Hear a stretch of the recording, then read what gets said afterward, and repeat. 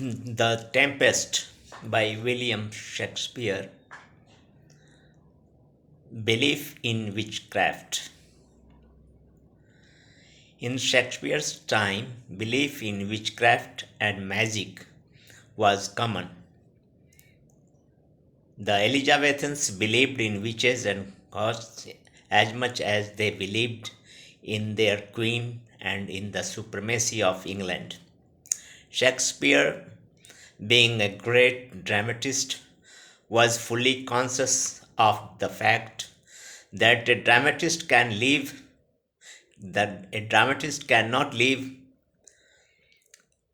unless he gives the public what it wants.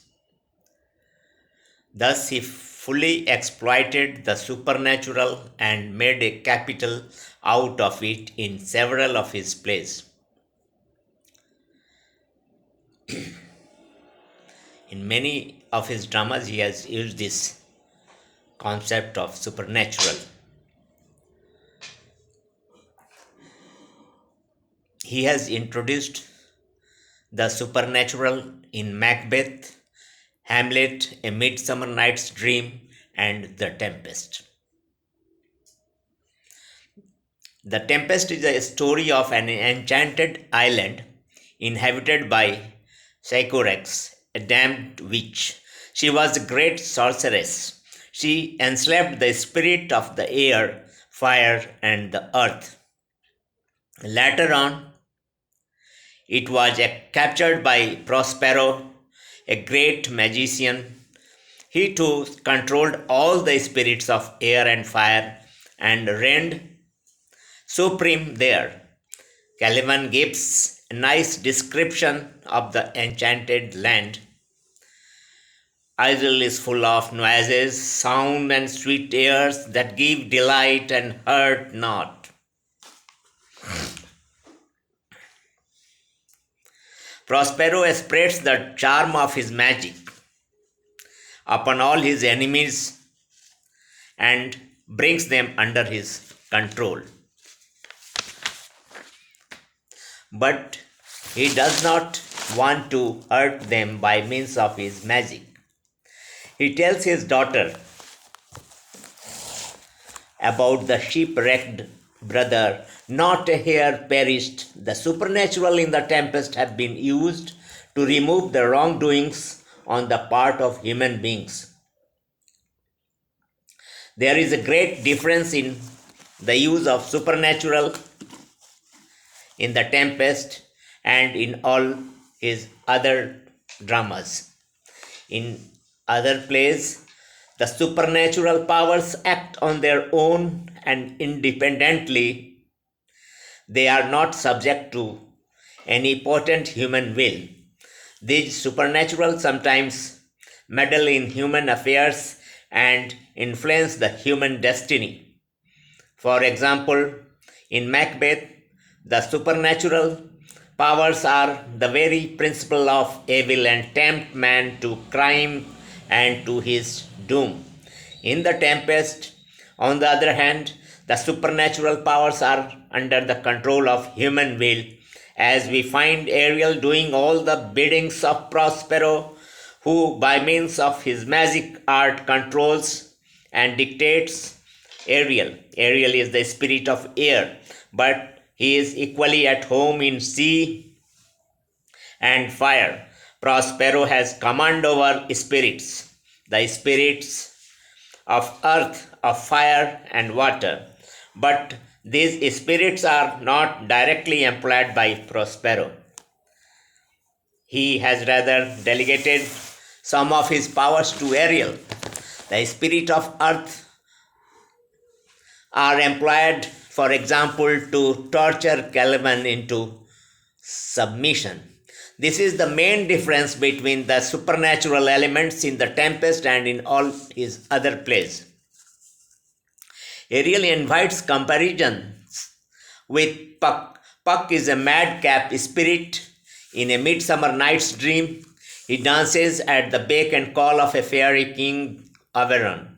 Ariel creates disorder to create order in human world by orders of Prospero. Here lies the difference between Puck and Ariel. Ariel is controlled by a human king, Prospero, whereas Puck is controlled by a fairy king, Oberon. Ariel behaves as a human agency. He creates disorder to create order in the human world, but Puck creates disorder for the sake of fun and laughter. He has got nothing to do with order in human world. That is why he laughs at those whom he misleads. Lord, what fools these mortals be! Whereas Ariel pities those whom he tortures. Ariel narrates the condition of the enemy of Prospero and says, your affections would become tender at their own miserable condition.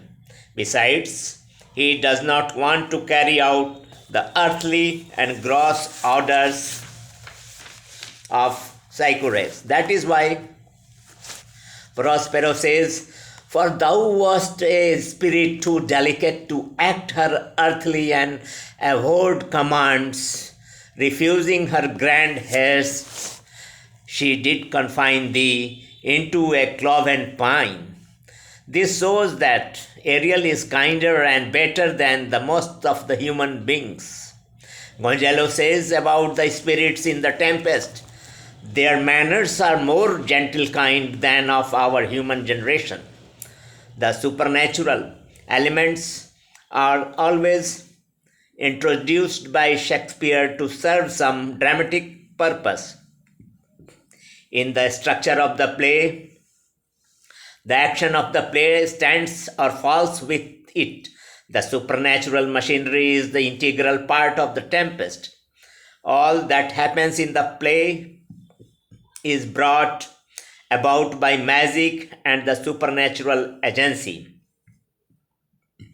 We notice in the play how Ariel brings about the storm, how he sings the sheep of Alonso, how he scatters his friends and relatives, how he punishes them and tortures them almost to madness by producing unearthly sounds in the air in order to rob Alonso, Sebastian, Antonio, and others of their wits, because these people have done a great injustice to Prospero.